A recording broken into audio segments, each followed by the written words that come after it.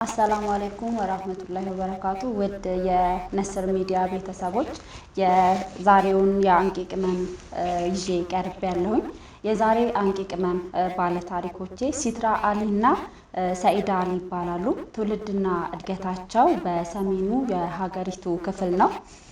ቤተሰቡ 3 ልጆች ያሉት ሲሆን አወላለዳቸው ሰኢዳ የቤተሰቡ የመጀመሪያ ልጅ ናት። ሲትራ ደግሞ ተከታይ። ወላጆቻቸው ብዙ ወልደዋል። ሆኖም ግን በመጨረሻ የወለዱት አንድ ወንድ ልጅና 2 ሴቶች ናቸው ያደጉት። በአካባቢያቸው ትምህርት ቤት ያልነበረ በመሆኑ ሁሌም ደርሶ መልስ ለ3 ሰዓታት እየተጓዙ ነው እስከ 5 እና እስከ 6ኛ ክፍል የተማሩት። እነ ሲትራ ሴቶች እንኳ ቢሆኑም አንድ ቤተሰብ ከወንድ ልጁ ሊያገኝ የሚገባውን ድጋፍ ሁሉ ያደርጉ ነበር። ከነሱ ቤት ለሴት ለወንድ ተብሎ የተተወ ስራ አልነበረም። ማገዶ መስበር፣ ማረስ፣ መኮትኮት፣ ሰብል መሰብሰብ፣ እንስሳቱን መንከባከብ፣ ውሃ ከወንዝ ማምጣት የሚቀር ነገር የለም። እነ ሲትራ የጓዳውም አይቀራቸውም ነበር። አባታቸው አቶ አሊ ወንድ በሆኑልኝ ብለው እንኳን አይመኙም። በአካባቢውም እነ ሲትራ እነሱማ ወንድ ናቸው እስከመባልም ደርሰዋል። ሴት ሆነው ውሏቸው ሁሉ ወንድ ከሚውልበትም ነበር።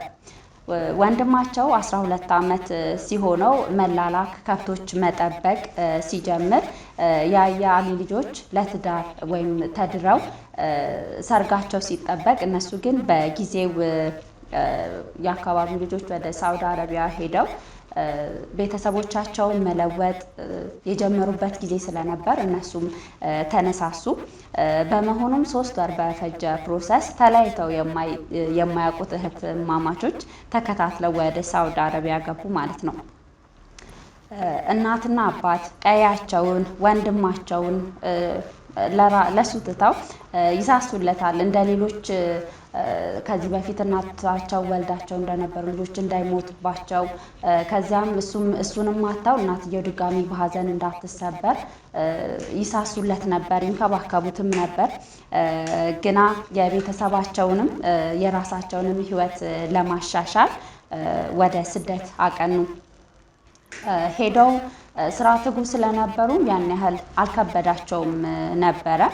ያዩትን ለቀም የሚያደርጉት ብሩሆች ነበሩ። በዚህም በአሰሪዎቻቸው የተወደዱ ሆኑ።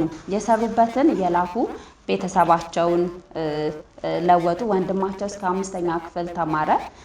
ከዚያም ለትምህርት ፍላጎት አጣሁ ብሎ ተዋቸው። ትምህርቱን ተወ።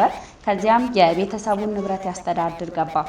እህትማማቾቹ ተመካክረው ቤተሰባቸውን ዘይረው ለመመለስ ወደ ትውልድ ቀያቸው አቀኑ። አጋጣሚውን ተጠቅመውም ወንድማቸውን እናታቸው እየደከመችም ስለነበረ የምትሆን ሚስት ተፈልጎ ተዳረ። ያው መንደሬው ታላላቆች እያሉ ትንሹ ሊዳር ነው መሰል ወሬዎችን ሲያወሩ እነ ሰኢዳ ምን ይሉ ነበር? ሞትም ቢሆን የቀደመ ነው ይሉ ነበር ማለት ነው። በዚያም አግቡ ውለዱ የሰው ሁሉ ምክር ሆነ።